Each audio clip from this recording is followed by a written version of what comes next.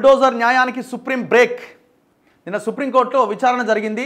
అధికారులేమీ జడ్జిలు కాదు, ఇంటిని కూల్చే అధికారం లేదు, దోషైనా కూల్చడానికి వీల్లేదు, కూల్చివేతల్లో నిబంధనలు ఉల్లంఘిస్తే అధికారుల జీతాల నుంచి పరిహారం, రాష్ట్రాలు అధికారులు హద్దు మీరొద్దు, ఒక వ్యక్తి నిందితుడైతే కూల్చివేతలతో ఫ్యామిలీ మొత్తాన్ని శిక్షించడం సరికాదు, నిర్మాణాల కూల్చివేతలపై సుప్రీంకోర్టు, ప్రభుత్వ భూములను ఆక్రమించి నిర్మించే కట్టడాలకు ఈ తీర్పు వర్తించదని స్పష్టీకరణ, నోటీస్ ఇచ్చి 15 రోజుల గడువు ఇవ్వాలి, దేశమంతా వర్తించేలా మార్గదర్శకాలు. దీన్ని కొన్ని ఛానళ్ళు పేపర్లు వక్రీకరించే ప్రయత్నం చేస్తున్నాయి. ఏమని? కబ్జా చేసిన భూముల విషయంలో కూడా సుప్రీంకోర్టు వాటిని కూల్చమని చెప్పిందన్నది. కోర్టు ఎక్కడా చెప్పలే. వెరీ క్లియర్గా కోర్టు ఏం చెప్పింది? కోర్టు చెప్తున్న దేనికి వర్తించమని చెప్పింది? ప్రభుత్వ భూములను ఆక్రమించి నిర్మించే కట్టడాలకు ఈ తీర్పు వర్తించదు. సంకలు గుద్దుకోవాల్సిన అవసరం లేదు. కబ్జాలు చేసిన ఈ రియల్ ఎస్టేట్ మాఫియా వాళ్ళు, బడా లీడర్లు వీళ్ళంతా. ఒకవేళ అది కూడా కూల్చాలన్నా ఒక 15 days టైం ఇవ్వండి, నోటీస్ ఇచ్చి అని కూడా కోర్టు చెప్పింది. అక్రమంగా కట్టిండు, నోటీస్ ఇవ్వండి, వాళ్ళు ఏమైనా చెప్పుకునేది ఉంటే వాళ్ళని చెప్పుకొనివ్వండి. కోర్టు ఎక్కడా కూడా చెరువులను కబ్జాలు చేసిన దాన్ని కూల్చివేతలను ఆపమని కానీ ఇంకోటి కానీ చెప్పలే. హైడ్రాకి బ్రేక్ అయింది, ఇంకోటి అయిందని రాస్తున్నారు. నో, కోర్టు చాలా స్పష్టంగా క్లియర్గా ఉన్నది. కానీ మనమేమంటున్నామంటే కొంత మానవత్వంతో ఆలోచించాలి. ఎవరైనా పేద ప్రజలు సంవత్సరాల తరబడి ఇల్లు కట్టుకొని ఉంటే వాళ్ళకి డిస్టర్బ్ చేయకుండా ఉండాలి. ఒకవేళ తప్పని పరిస్థితులు అక్కడి నుంచి వాళ్ళని తీసుకెళ్లాలంటే వాళ్ళకి కూడా పరిహారం ఇవ్వాల్సిందే. ఆయన ఫస్ట్ అసలు ఈ చర్చ ఎందుకు వస్తుంది? బడా కంపెనీలు, బడా బిల్డింగ్ల జోలికి పోవాల్సింది ఫస్ట్. మనం ముందు నుంచి అదే అడుగుతున్నాం. హైడ్రా స్టార్ట్ అయినప్పటి నుంచి శభాష్, అద్భుతమైన నిర్ణయం తీసుకున్నారు. కానీ ఇవన్నీ కబ్జాలు ఉన్నాయి, ఆయా వ్యక్తులవి, సంస్థలవి, చెరువులు కబ్జాలు పెట్టిరు, గవర్నమెంట్ భూములు కబ్జాలు పెట్టిరు, వీటి సంగతి తేల్చండి అని ముందు నుంచి మనం అడుగుతున్నాం. నిన్న సుప్రీంకోర్టు చెప్పింది కూడా ఎక్కడ ఎవరి ఇల్లు కూల్చడం అధికారం మీకు లేదు అని చాలా క్లియర్గా చెప్పింది. కానీ ఈ నిబంధనలు, మేము చెప్తున్న నిబంధనలు గవర్నమెంట్ భూములు కానీ, చెరువులు కానీ, వాటర్ బాడీస్ కానీ కబ్జాలు చేసిన వాటికి వర్తించదు అని చాలా క్లియర్గా చెప్పింది. అధికారులేమీ జడ్జిలు కాదు, ఒక వ్యక్తిని దోషిగా నిర్ధారించి ఇండ్లు కూల్చివేసే అధికారం లేదు. సొంత ఇల్లు అన్నది సామాన్యుల కళ, దాన్ని నెరవేర్చుకోవడంలో ఎన్నో ఏండ్ల శ్రమ ఉంటుంది. నిందితులకు కూడా రాజ్యాంగం కల్పించిన హక్కులుంటాయి. ఒక వ్యక్తి దోషి అయితే మిగిలిన కుటుంబ సభ్యులందరినీ రోడ్డున పడేయడం సరికాదు. నిబంధనలకు విరుద్ధంగా ఒక్క నిర్మాణాన్ని కూల్చినా రాజ్యాంగ ఉల్లంఘనకు పాల్పడినట్లే. అధికారి న్యాయమూర్తిలా వ్యవహరించి ఒక వ్యక్తిని దోషిగా నిర్ధారించలేరు. అలా నిర్ధారించి అతని నివాస, వాణిజ్య భవనాలు కూల్చివేసి శిక్షించాలని నిర్ణయించడానికి వీల్లేదు. అలాంటి అధికారం కార్యనిర్వాహక అధికారికి లేదు అని సుప్రీంకోర్టు స్పష్టం చేసింది. ఏదైనా కేసులో నిందితుడు లేదా దోషిగా నిర్ధారించారు అన్న కారణంతో నిబంధనలు అనుసరించకుండా ఒక వ్యక్తి ఇంటిని కూల్చడం రాజ్యాంగ విరుద్ధం. వివిధ కేసుల్లో ఆరోపణలు ఎదుర్కొంటున్న వ్యక్తుల ఆస్తుల్ని బుల్డోజర్లతో కూల్చేయడాన్ని వ్యతిరేకిస్తూ దాఖలైన పిటిషన్లపైన విచారణ జరిపిన justice B R Gavai, justice K V విశ్వనాథన్ల ధర్మాసనం బుధవారం ఈ మేరకు తీర్పు చెప్పింది.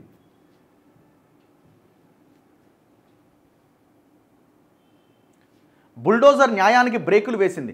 ఆస్తుల కూల్చివేతకు సంబంధించి దేశవ్యాప్తంగా అమలయ్యేలా మార్గదర్శకాలు కూడా జారీ చేసింది. అధికారులు ఒక వ్యక్తిని దోషిగా తేల్చలేరని, న్యాయమూర్తిలా వ్యవహరించి నిందితుల స్థిరాస్తులను కూల్చివేయడం తగదని స్పష్టం చేసింది. రాష్ట్రాలు, ప్రభుత్వ అధికారులు హద్దుమీరి చర్యలు తీసుకోరాదు అని ఆదేశించింది. తమ ఆదేశాలను ఉల్లంఘిస్తే కోర్టు ధిక్కార చర్యలు తీసుకుంటామని ధర్మాసనం హెచ్చరించింది. కూల్చివేత ప్రక్రియలో నిబంధనలు ఉల్లంఘించినట్లుగా తేలితే ఆ ఆస్తి పునరుద్ధరణకు సంబంధించిన పరిహారాన్ని అధికారుల జీతం నుంచి వసూలు చేయాలని ధర్మాసనం తన 95 పేజీల తీర్పులో స్పష్టం చేసింది. తీర్పు రాసే ముందు జస్టిస్ బిఆర్ గవాయ్ ప్రజల సొంత ఇంటి కలపైన ప్రముఖ హిందీ కవి ప్రదీప్ రాసిన కవితను ఉటంకించారు. సొంత ఇల్లు ఉండాలనేది ప్రతి ఒక్కరి కళ, ఇది ప్రతి ఒక్కరి హృదయంలోనూ ఉంటుంది. ఏ ఒక్కరూ తమ కళను, అంటే సొంత ఇల్లును కోల్పోవాలి అని ఎవరు కోరుకోరు అని పేర్కొంటూ తీర్పును ప్రారంభించారు. సొంత ఇల్లు అనేది ఒక వ్యక్తి లేదా కుటుంబం ఆశ, కళ అని, అది వారి స్థిరత్వం, భద్రతకు సంబంధించిన అంశం కూడా అని ధర్మాసనం పేర్కొన్నది. కుటుంబం లేదా కుటుంబాల ఆవాసాన్ని కూల్చేసే అధికారం ఒక అధికారికి ఉంటుందా అన్నది ప్రశ్న అని, అలాగే ఒక వ్యక్తి దోషి అయినంత మాత్రాన కుటుంబం మొత్తాన్ని శిక్షించడం సరికాదని స్పష్టం చేసింది. ఇల్లు అనేది పౌరులకు రాజ్యాంగం కల్పించిన హక్కు అని తెలిపింది. స్థానిక మున్సిపల్ చట్టాలు ఉల్లంఘించిన వారి ఆస్తులనే కూల్చేసినట్టు సొలిసిటర్ జనరల్ తుషార్ మెహతా తెలుపగా, చట్టాలు ఉల్లంఘించిన వారందరి ఇల్లు కూల్చలేరని, కొందరివి మాత్రమే కూల్చారని ధర్మాసనం పేర్కొన్నది. తమ తీర్పు అన్ని రాష్ట్రాలకు వర్తిస్తుంది అని చెప్పింది. ఈ తీర్పు ఆధారంగా రాష్ట్ర ప్రభుత్వాలు సర్క్యులర్లు జారీ చేయాలని ఆదేశించింది. కొన్ని మార్గదర్శకాలు చెప్పింది. ఏంటేంటి? షోకాజ్ నోటీస్ ఇవ్వకుండా కూల్చివేతలు చేపట్టొద్దు.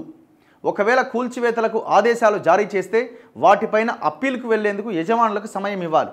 ఒకవేళ మీరు నోటీస్ ఇచ్చిర్రు, ఆయన కోర్టుకు పోయిండు, సమయం ఇవ్వండి, అన్నీ తేలిన తర్వాత కూల్చండి. ఎలాంటి గడువు ఇవ్వకుండా రాత్రికి రాత్రే ఇండ్లు కూల్చేయొద్దు. మహిళలు, చిన్నారులు రోడ్లపైకి రావడం మంచిది కాదు.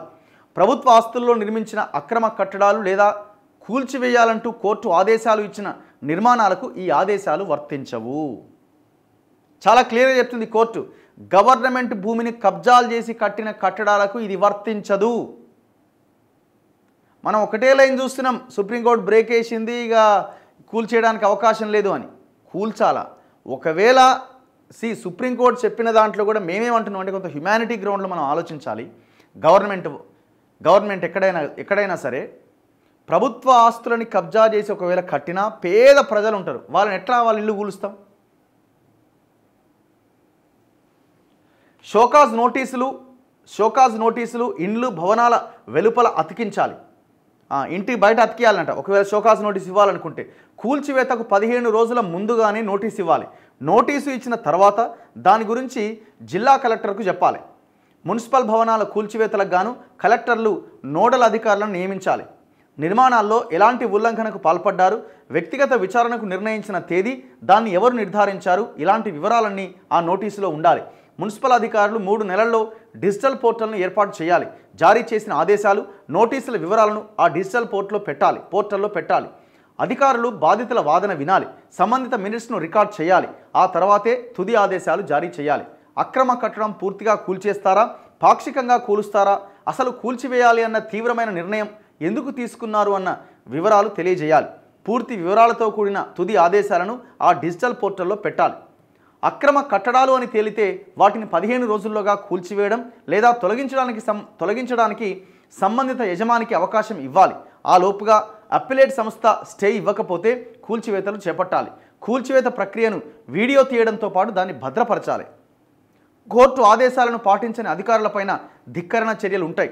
కూల్చిన ఆస్తుల పునరుద్ధరణ, బాధితులకు పరిహారాన్ని సంబంధిత అధికారులే చెల్లించాల్సి ఉంటుంది. అన్ని రాష్ట్రాల సిఎస్లకు ఈ ఆదేశాలు ఇవ్వాలి. మొత్తం కంట్రీ వైడ్గా ఈ ఆదేశాలు ఉంటాయి. కానీ ఇదే సమయంలో ఈ చెరువులు కబ్జాలు పెట్టిన కంపెనీలు ఉన్నాయి చూసిరా, వీళ్ళేం సంఖ్యలు గుద్దుకోవాల్సిన అవసరం లేదు. మీకు కాదు ఇది, మీకు సంబంధం లేని కేసు ఇది, మీకు కూల్చాల్సిందే. కోర్టు చాలా కోర్టు ముఖ్యంగా చెరువుల విషయంలో, గవర్నమెంట్ ల్యాండ్స్ విషయంలో చాలా సీరియస్గా ఉన్నది. నిర్దాక్షిణ్యంగా కూలగొట్టమని చెప్తుంది. ఏం కూలగొట్టినా నోటీస్ ఇవ్వండి, వాళ్ళ వర్షన్ తీసుకోండి, ప్రభుత్వ ప్లేస్లో ఉందా, అధికారులు డిసైడ్ చేసేలా కూల్చి అవతల పడేయండి. కోర్టు చెప్పిన దాంట్లో కీలకమైన పాయింట్ ఏంటంటే వాళ్ళ ఆ జడ్జిమెంట్లో